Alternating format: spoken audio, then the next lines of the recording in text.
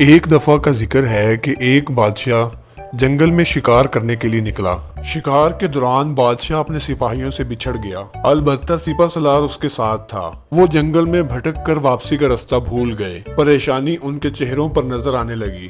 ابھی تھوڑی ہی دیر گزری تھی کہ اچانک سپہ سالار چیخا، بادشاہ سلامت، وہ دیکھیں ایک جھونپڑی نظر آ رہی ہے، وہاں چلتے ہیں، یقیناً ہمیں وہاں سے مدد ضرور ملے گی۔ وہ جھونپڑی کے قریب پہنچے تو سپہ سالار نے آواز لگائی، کوئی ہے؟ تھوڑی دیر میں ایک شخص باہر آیا۔ بادشاہ اور سپہ سالار نے جیسے ہی اس شخص کو دیکھا، حیرت کے مارے دونوں کی آنکھیں پھٹی کی پھٹی رہ گئیں۔ وہ شخص ہو بہو بادشاہ کا ہم شکل تھا۔ دونوں حیرت سے اسے دیکھتے رہے۔ پھر سپہ سالار نے کہا، بات یہ ہے کہ ہم شکار کرتے کرتے راستہ بھٹک گئے ہیں، کیا تم ہمیں راستہ تلاش کرنے میں ہماری مدد کرو گے؟ کیوں نہیں، مگر اب لوگ کافی تھکے ہوئے لگ رہے ہیں، کچھ دیر میرے غریب خانے میں آرام کیجیے۔ ٹھیک ہے۔ وہ یہ کہہ کر جھونپڑی کے اندر داخل ہو گئے۔ کیونکہ وہ کافی تھک چکے تھے، اسی لیے بادشاہ سلامت کی جلد ہی آنکھ لگ گئی، جبکہ سپہ سالار کی آنکھوں سے نیند کوسوں دور تھی۔ وہ کسی گہری سوچ میں گم تھا۔ تمہیں معلوم ہے اندر سونے والا شخص کون ہے؟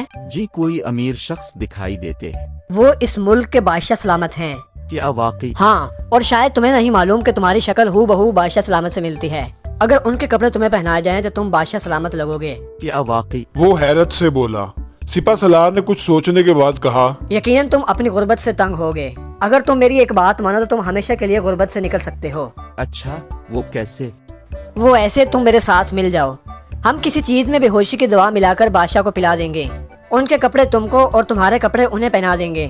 اس طرح تم بادشاہ کے روپ میں میرے ساتھ محل چلو گے اور وہاں جا کر دربار کے دوران وزیر خاص کا منصب مجھے دلاؤ گے۔ بس تم بادشاہ کی کرسی پر بیٹھ کر عیاشی کرنا اور سارے حکم میرے چلیں گے۔ اس طرح ہم مزے کی زندگی گزاریں گے۔ بولو، منظور ہے؟ وہ کچھ دیر تک سوچتا رہا اور پھر بولا، ٹھیک ہے، مجھے منظور ہے۔ یہ سن کر سپہ سالار کے چہرے پر خوشی پھیل گئی۔ صبح کا سورج طلوع ہوا اور چاروں طرف پرندوں کی آوازیں چہچہانے لگی۔ بادشاہ سلامت بیدار ہوئے تو اس شخص نے ان کے لیے ناشتے کا انتظام کیا۔ سپہ سالار نے آنکھوں ہی آنکھوں میں اشارہ کیا، جس پر اس نے ہاں میں سر ہلایا۔ پھر اس نے سپہ سالار اور بادشاہ سلامت کو قہوہ پیش کیا۔ دیکھو، میں ان کپڑوں میں بالکل بادشاہ لگ رہا ہوں نا؟ ارے واہ، تم تو اصلی بادشاہ ہی لگ رہے ہو۔ تم نے بہت عقل مندی کا فیصلہ کیا ہے۔ بادشاہ کو ہم یہیں بھٹکنے کے لیے چھوڑ دیں گے۔ اب ہم محل میں راج کریں گے۔ چلنے کی تیاری کرو، راستہ تو تمہیں معلوم ہی ہے نا؟ یہ کہہ کر وہ دونوں وہاں سے چل پڑے۔ محل پہنچ کر سپہ سالار نے اس سے کہا، آج شام کو جب دربار لگے تو تم وزیر خاص کو اس کے منصب سے ہٹا کر گرفتاری کا حکم دے دو گے اور اس کی وجہ یہ بتاؤ گے کہ اس نے آپ کی غیر موجودگی میں ملکی نظام کو صحیح طور پر نہیں سنبھالا، اور پھر وزیر خاص کے منصب کے لیے میرا نام تجویز کرو گے۔ ٹھیک ہے، اب جیسا کہیں گے میں ویسا ہی کروں گا، لیکن میرا خیال ہے کہ یہ کام ہم کل کریں گے تاکہ کوئی شک نہ کر سکے۔ ٹھیک ہے، کل شام کو یہ کام ہو جائے۔ یہ کہہ کر سپہ سالار وہاں سے چلا گیا۔ شام کو جب دربار لگا تو آج دربار میں معمول سے زیادہ افراد موجود تھے۔ دربار میں تمام لوگ بادشاہ کا انتظار کر رہے تھے۔ بادشاہ سلامت دربار میں تشریف لائے اور شاہی کرسی پر بیٹھتے ہی کہا، آج ہم ایک اہم فیصلہ سنانے جا رہے ہیں، وہ یہ کہ ہم ایک غدار کو اس کے انجام تک پہنچائیں گے۔ کون ہے وہ عالم پناہ؟ ایک وزیر نے پوچھا۔ بادشاہ نے ایک نظر دربار پر ڈالی۔ غدار سپہ سالار جابر ہے۔ سپہ سالار بادشاہ کے قریب جا کر بولا، یہ کیا بکواس کر رہے ہو تم؟ وزیر خاص کو ہٹانے کو کہا تھا تم کو، اور تم یہ کیا کھیل کھیل رہے ہو؟ ابھی میں تمہاری سب کو حقیقت بتا دوں گا کہ تم بادشاہ نہیں بلکہ اس کے ہم شکل ہو۔ بادشاہ مسکرایا اور بولا، تمہیں ابھی معلوم ہو جائے گا کہ حقیقت کیا ہے۔ تم حیران ہو رہے ہوگے کہ یہ سب کیا ہے۔ میں تمہیں بتاتا ہوں، اصل بادشاہ میں ہی ہوں، اور وہ میرا ہم شکل غریب انسان ہے جسے تم میری جگہ بادشاہ بنانے آئے تھے۔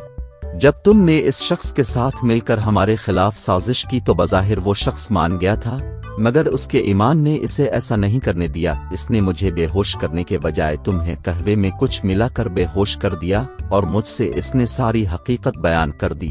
پھر جب تمہیں ہوش آیا تو وہ خود جھوٹ موٹ کا بے ہوش ہو گیا تاکہ تم اسے بادشاہ سمجھو۔ اس نے مجھے واپسی کا راستہ بھی سمجھا دیا تھا تاکہ میں محل آسانی سے پہنچ سکوں۔ یہ کہہ کر اس نے اشارہ کیا تو سپاہی ایک شخص کو لے کر اندر داخل ہوئے۔ سپہ سالار کی نظر جیسے ہی اس شخص پر پڑی تو اس کی نظر پھٹی کی پھٹی رہ گئی، کیونکہ وہ بادشاہ کا ہم شکل تھا۔ پھر بادشاہ اپنے ہم شکل سے مخاطب ہوئے، ان ایک انسان، کیا تم بتانا پسند کرو گے کہ تم سپہ سالار کے ساتھ مل کر بادشاہ بن کر آرام کی زندگی گزار سکتے تھے؟ پھر تمہارا ارادہ کیسے بدل گیا؟ دراصل حضور والا ایمان سے بڑھ کر کوئی دولت نہیں ہوتی. میں اپنی مختصر زندگی کے لیے آخرت خراب نہیں کر سکتا، اور ویسے بھی جو آپ کو دھوکہ دے سکتا ہے وہ بعد میں مجھے بھی مروا سکتا تھا، اور ساتھ یہ کہ بے ایمانی کے سونے کے نوالے سے ایمانداری کی ایک وقت کی روٹی بہتر ہے. یہ کہہ کر وہ خاموش ہو گیا.